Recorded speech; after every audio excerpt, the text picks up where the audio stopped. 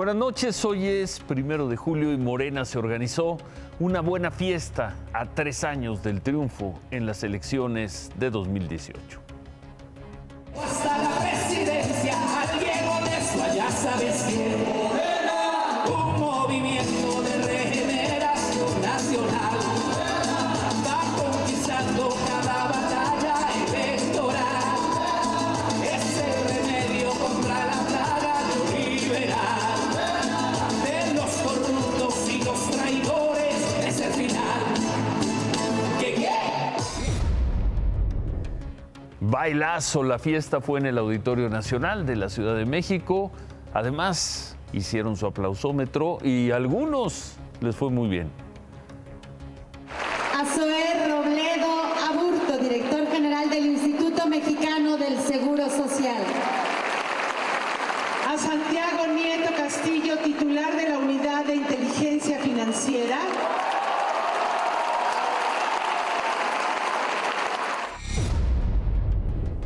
Gran aplauso para Santiago Nieto, pero la ganadora de la tarde fue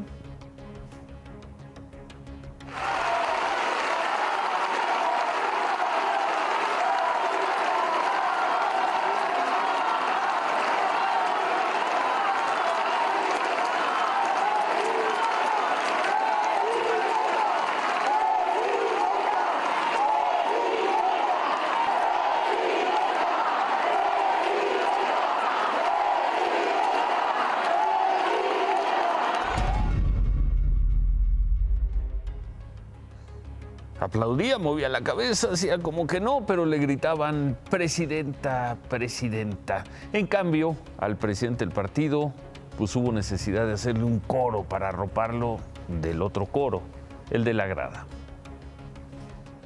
Electos a nuestros diputados, diputadas, electas y en funciones alcaldes, alcaldesas, compañeros de gabinete,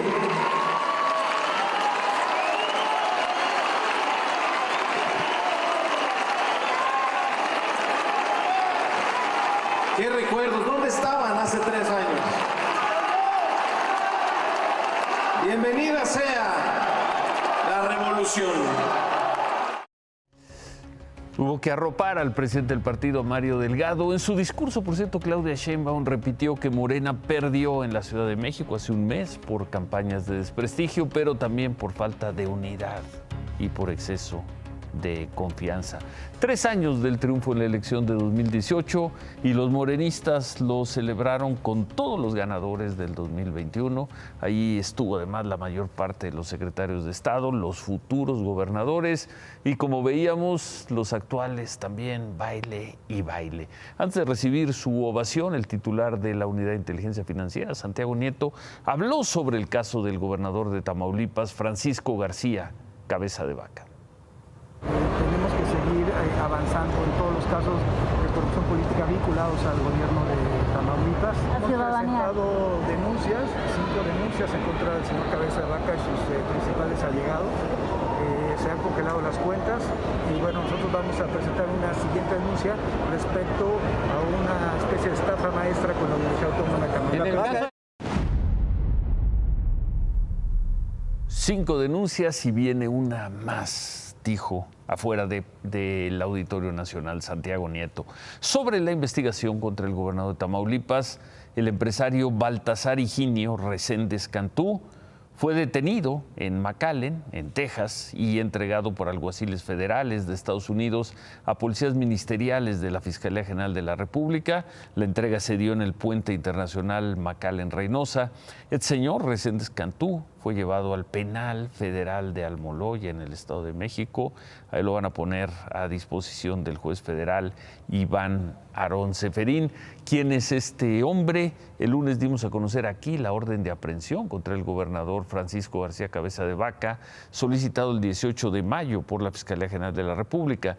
En esa denuncia está incluido este empresario, Baltasar Higinio Reséndez, a quien la Fiscalía acusa de delincuencia organizada y operaciones con recursos de procedencia ilícita. Es justamente este juez de Almoloya quien libró la orden de aprehensión contra el gobernador de Tamaulipas. contra el empresario Reséndez, detenido hoy, y contra otro empresario de nombre Juan Francisco Tamés. Para el juez hay elementos para que el señor Reséndez habría obtenido de 2 empresas contratos de obra pública con el gobierno de Tamaulipas para luego desviar recursos al otro señor, al señor Tamés.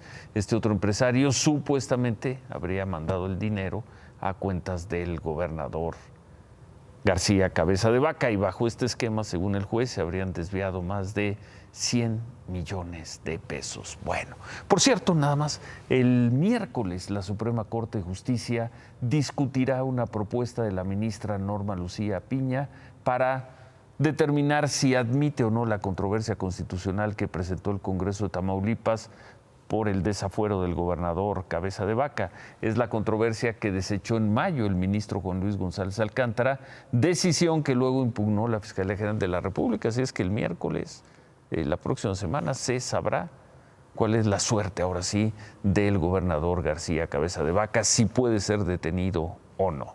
En otras cosas, y ya que estamos recordando las elecciones, vamos con las elecciones de este año, las de hace un mes, las del primer domingo de junio.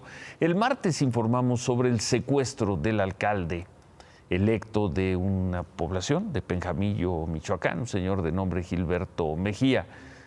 Llegaron hombres armados, se lo llevaron por la fuerza cuando estaba en uno de sus negocios. El señor ganó la elección, fue candidato por el partido Encuentro Solidario, y hoy, en un hecho inédito, toda la planilla que lo acompañó y que ganó ahí en Penjamillo, la planilla del partido Encuentro Solidario, es decir, los síndicos y los regidores, tomaron esta decisión.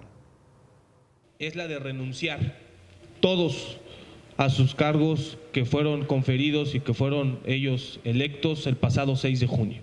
Salvaguardar la vida y la integridad de los compañeros de la planilla, de su gente cercana y de sus familiares. Esa es la primera y tal vez la más importante. Y la segunda de ellas, en un acto humano de esperanza y de fe, es de que tal vez a través de este acto las personas que hayan secuestrado a nuestro alcalde electo, y creyendo en Dios que el alcalde todavía se encuentra con vida, al ver que ya no hay un interés político, puedan tener pues la bondad de poder liberar a nuestro alcalde electo con vida y lo podamos tener de vuelta con nosotros. Renuncia toda la planilla. Bueno, primero, el candidato ganador, quien iba a ser alcalde, o quizá y ojalá sea alcalde de esta población de Michoacán, está secuestrado. Y en algo que no queda claro si es por intimidación o es un gesto para los grupos criminales, toda la planilla, síndicos, regidores que iban a tomar posesión en breve, renuncian también. Hay que recordar que el gobernador de Michoacán, quizá no con las mejores formas, quizá no con la mejor estrategia, pero está denunciando una flagrante, grosera participación del crimen organizado en las elecciones de hace 4 semanas en territorio de Michoacán, el gobernador Silvano Aureoles. El dirigente del partido Encuentro Solidario en Michoacán también informó que, aparte del secuestro del alcalde electo de Penjamillo, después de la elección mataron a 2 colaboradores de ese partido.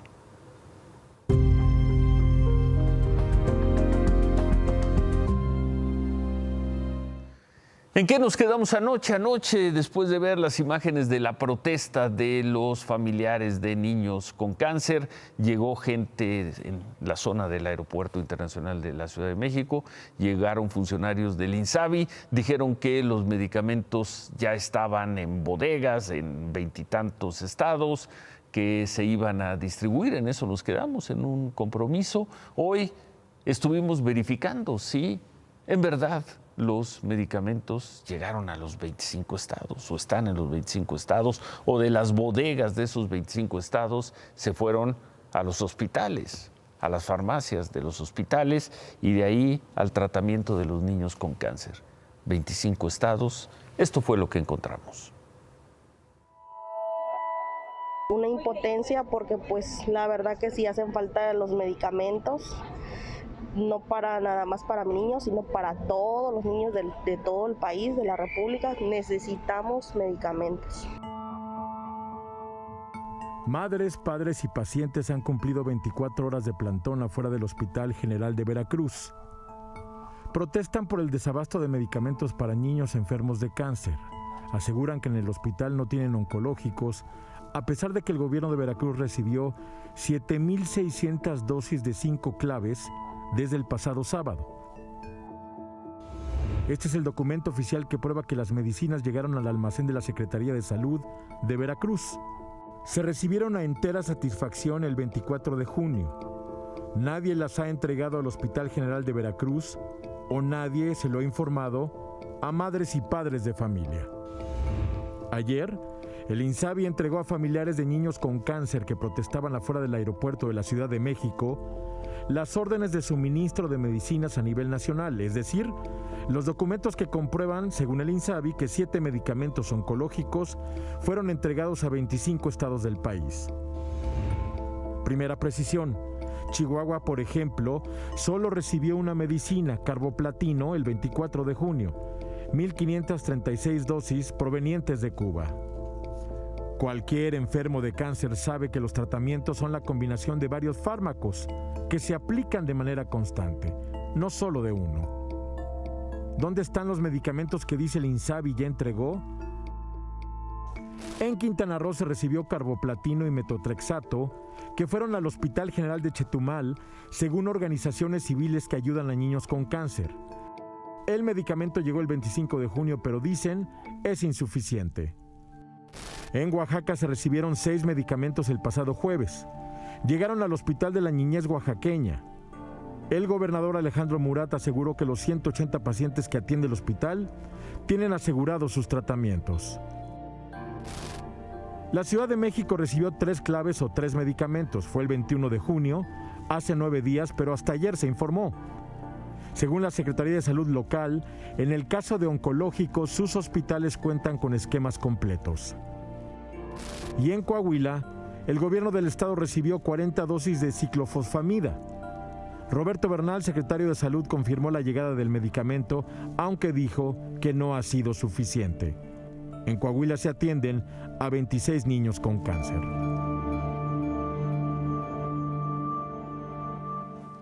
A partir de los documentos que recibieron ayer madres y padres de niños con cáncer, pues siguen corroborando que estos medicamentos estén en las farmacias de sus hospitales y no sigan guardados en bodegas, porque como vimos, la información es un desastre. Por cierto, hacia las 9 de la noche de hoy, el INSABI comunicó lo que les informaron a los papás en la protesta de ayer, que se entregaron más de 30,000 piezas de medicamentos oncológicos en 25 estados. El INSABI asegura en un comunicado que tiene contratos con más de 100 proveedores que tienen una capacidad de producción suficiente y de calidad para abastecer el mercado. Y entonces, ¿qué es lo que está pasando? ¿Por qué esta desinformación? Veíamos el caso de Veracruz. Los medicamentos estaban desde el 24 de junio y no están en los hospitales y no se informa a los padres. Ciudad de México estaban desde el 21 de junio. Apenas ayer se informó. ¿Qué está pasando? No imaginamos que haya funcionarios que se despierten todas las mañanas diciendo hoy vamos a perjudicar a los niños con cáncer. Eso es impensable. Pero lo que estamos viendo es que hay una desorganización tremenda, además de una falta de información. Ahí sí no sabemos si es una estrategia o qué es.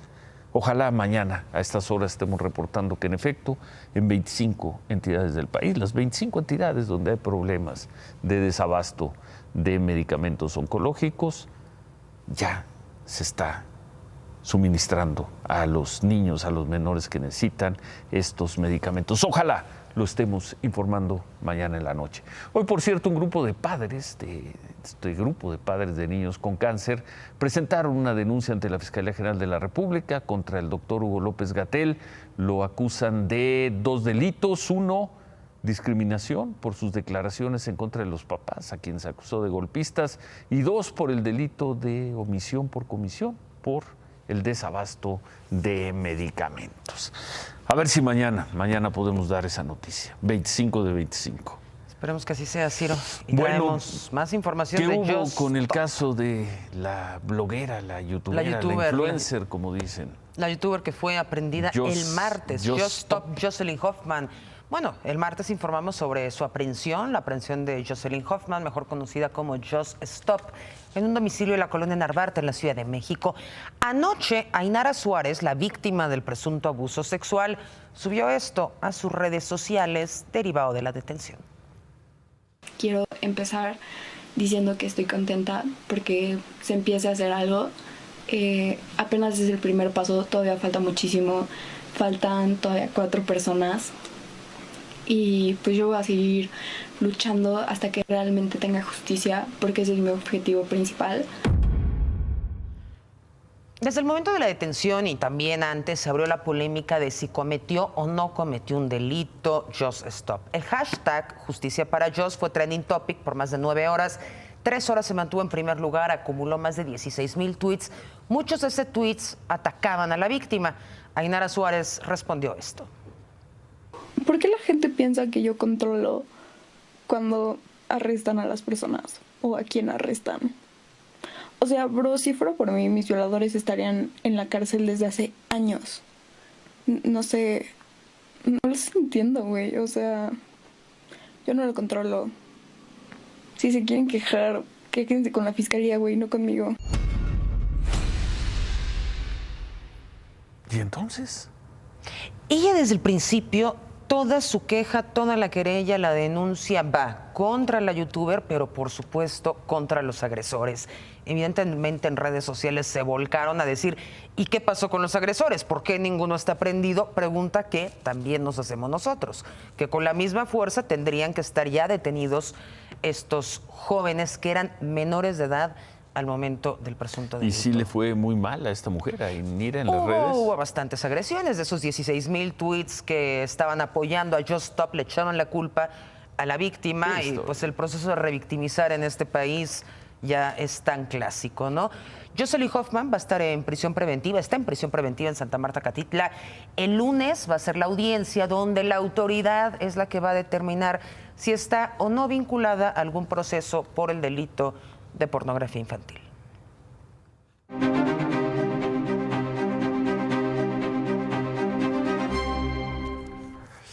Bueno, ¿cómo va la vacunación? Sube, baja en los últimos 7 días, arriba del 500,000. Bueno, la tomamos, Kimberly, como buena cifra, ¿no?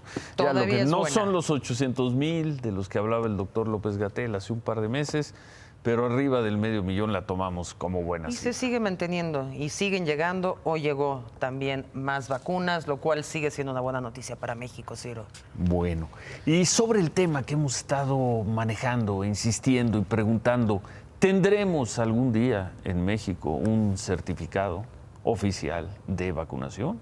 Las personas que ya nos hemos vacunado, ¿lo tendremos algún día? Es más, reformulamos la pregunta, ¿hay alguien en México, un gobierno, el gobierno federal o el gobierno de Chihuahua, el de Coahuila, el de Jalisco, el de la Ciudad de México, trabajando en un certificado así? Bueno, esto llevamos 2 semanas haciendo esta pregunta. Hoy, este jueves, entraron en vigor los certificados COVID-19, pero en la Unión Europea. En la Unión Europea, por allá. Del otro lado. Por allá. Es un pasaporte COVID para los residentes de la Unión Europea, que busca fundamentalmente facilitar los desplazamientos en la región. Es de europeos para europeos. Lo emiten los europeos para sus europeos. Todo el territorio Schengen. Incluye un código QR que prueba 3 cosas: que la persona ha sido vacunada. Se otorga hasta que la persona tiene las dosis completas, las 2 dosis, o si es la Johnson, esa vacuna. Segundo elemento, que la persona haya dado negativo a COVID-19 en una prueba PCR realizada 72 horas antes, o una de antígenos, aunque ahí cada país va a determinar si acepta la prueba de antígenos o solo la PCR, pero eso queda registrado. Este pasaporte también probará que la persona tuvo coronavirus y ya se recuperó, si es el caso. Como sea, este certificado va a ser emitido por los países europeos para las personas que se hayan vacunado en esos países. Que nadie se haga ilusiones, nada de que yo soy mexicano y me voy a meter a esa plataforma. Pero hay otro tema. Por lo pronto. También las vacunas que la Unión Europea aprobó. Por ejemplo, no está incluido ahí la Sputnik, no está incluido las vacunas chinas. Entonces eso es otro tema y hay que ver cómo van a discriminar a los extranjeros. Pero en Estados Unidos tampoco existe. Discriminar? ¿Por qué discriminar? No hay ese certificado. Pero eso no es discriminación. Ellos dicen, estas son las vacunas que reconocemos. La Unión Europea pidió reciprocidad a Estados Unidos. Estados Unidos contestó que no. A nivel federal tampoco van a tener un certificado y algunos estados lo están haciendo, como California, como Nueva York, pero Texas se está negando a tener cualquier tipo de certificado de vacunación digital. Qué cosa los tejanos, ¿no?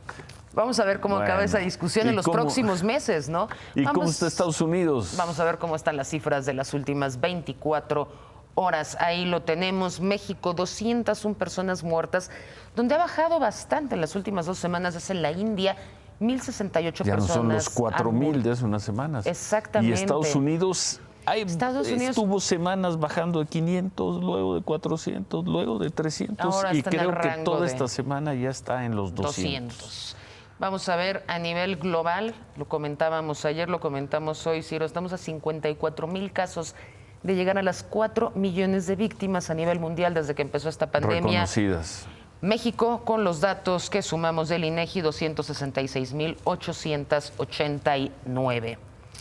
Y esta mañana un grupo de adultos mayores que trabajaban como empacadores de Walmart se concentraron afuera de Palacio Nacional para agradecerle al presidente que haya cumplido su promesa de negociar con la empresa su regreso. En otras tiendas de autoservicio los adultos mayores ya habían regresado. Así es como...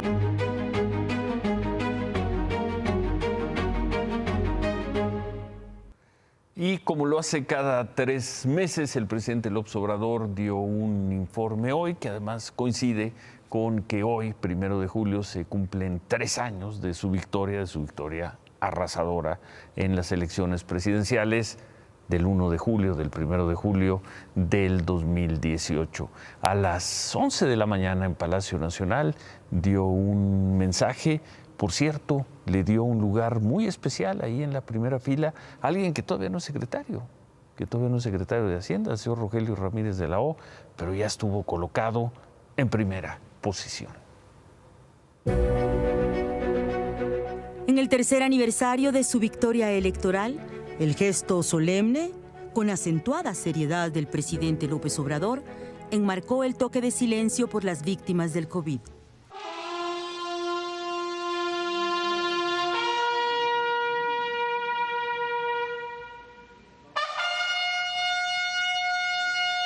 Hemos hecho todo lo que humanamente es posible para enfrentar esta pandemia y salvar vidas. Ofreció recuperación de los empleos y corregir el alza del gas. Y habló de los males evitados con programas sociales y las infaltables y crecientes remesas. Anunció metas económicas y de vacunación, pero en seguridad, en medio de las estancadas cifras de los delitos que bajan y las violencias que persisten y aumentan, el presidente López Obrador solo confirmó su estrategia contra los cárteles heredados. De 39 minutos, el balance presidencial incluyó un amplio apartado sobre las elecciones que calificó de competidas, sin una sola mención al INE ni a los candidatos asesinados. En esta ocasión, no se llevaron a cabo elecciones de Estado. Además, no hubo masacres, no se desató la violencia contra ciudadanos inocentes para infundir miedo. Asistió el gabinete ampliado al que se sumó la jefa de gobierno capitalino, de rojo como la mayoría de las funcionarias. Ausentes el canciller Marcelo Ebrard, de viaje, y el sustituido Arturo Herrera, cuyo lugar ocupa en la Secretaría de Hacienda Rogelio Ramírez de la O.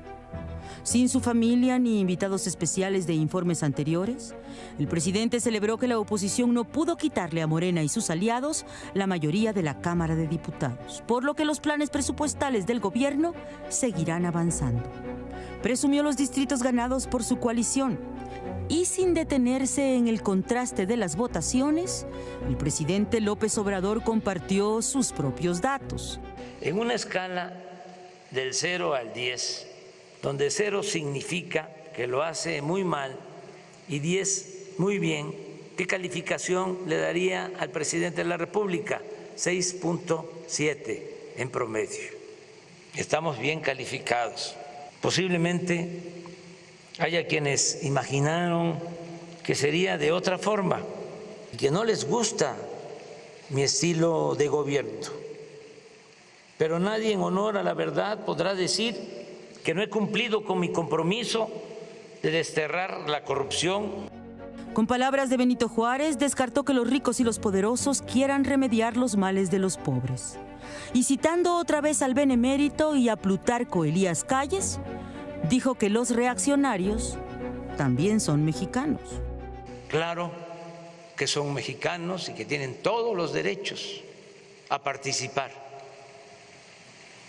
porque nosotros aspiramos a establecer en México una auténtica, una verdadera democracia, no una dictadura, no una tiranía.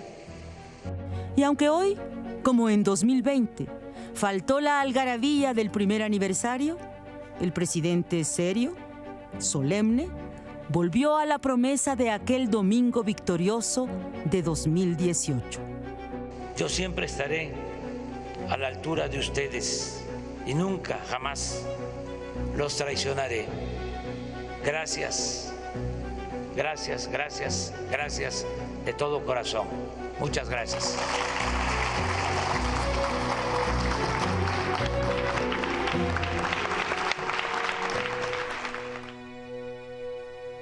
Duró poco menos de una hora el informe, como suele ocurrir, pues la oposición fue muy crítica y dijo que el presidente había omitido todas las zonas oscuras de la vida pública, las estadísticas negativas, y pues ya vimos la gente de Morena celebrando el informe. 3 años ya, 3 años del triunfo de Andrés Manuel López Obrador, hoy presidente Andrés Manuel López Obrador, en las elecciones del 2018.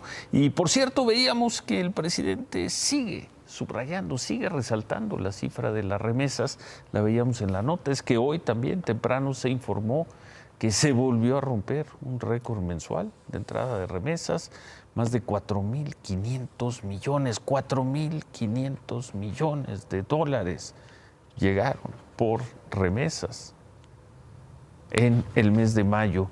¿Cuánto es eso? 145 millones de dólares todos los días.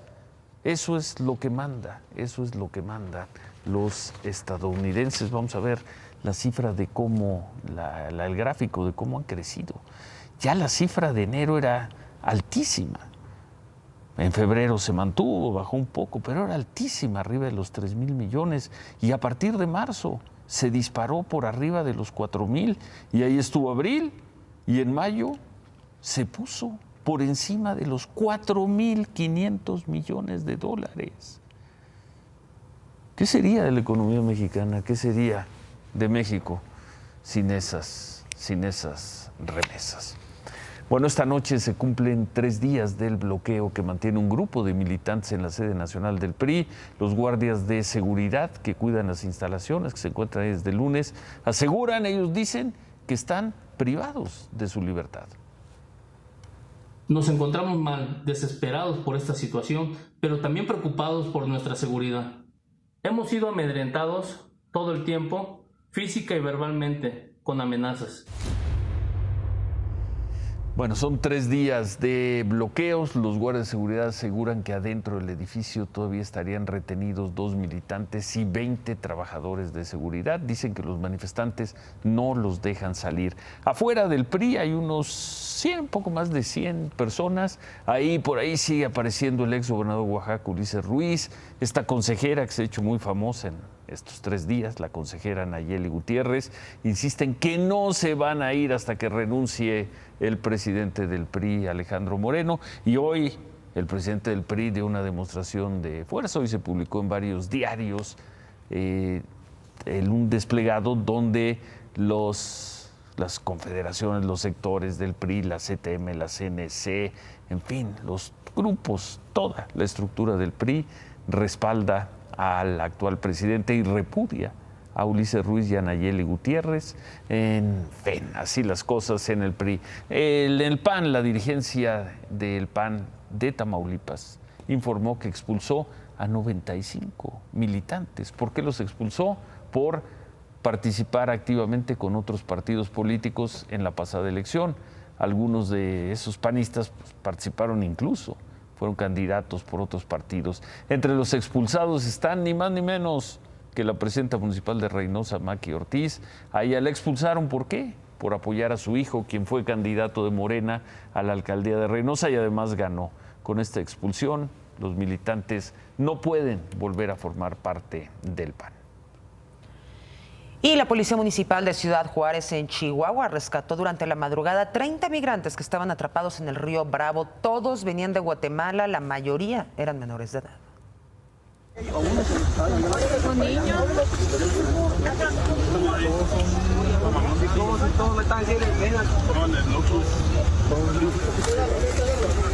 Marina Romero, de 43 años.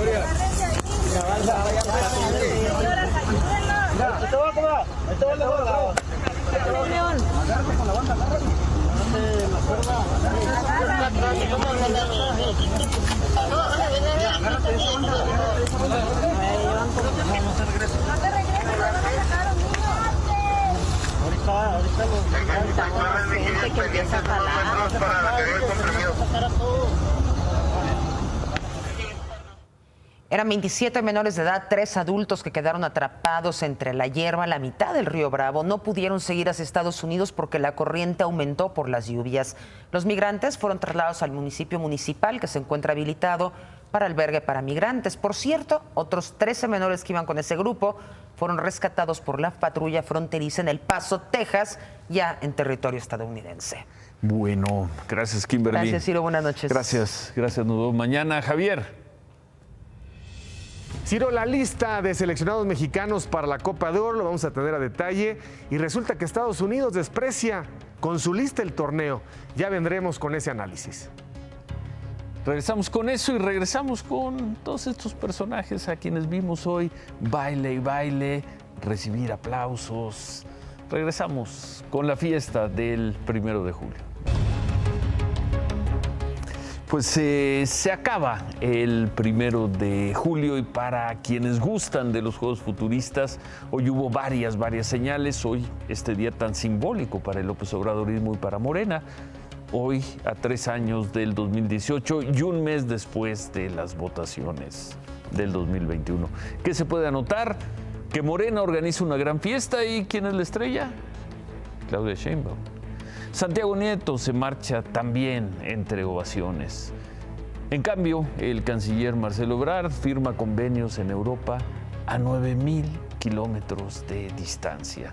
Las Irmas Heréndiras ya se fueron, desaparecieron del mapa o están en los asientos traseros. Y en cambio, como vimos, hay mujeres jóvenes que gobernarán estados y traen muchas ganas de bailar. En Palacio Nacional, uno de los asientos principales fue para un secretario que todavía no es secretario. Notable el trato que el presidente López Obrador le está dando y le dio hoy a Rogelio Ramírez de la O, quien, pues pronto, suponemos que en algunos días, por fin será secretario de Hacienda.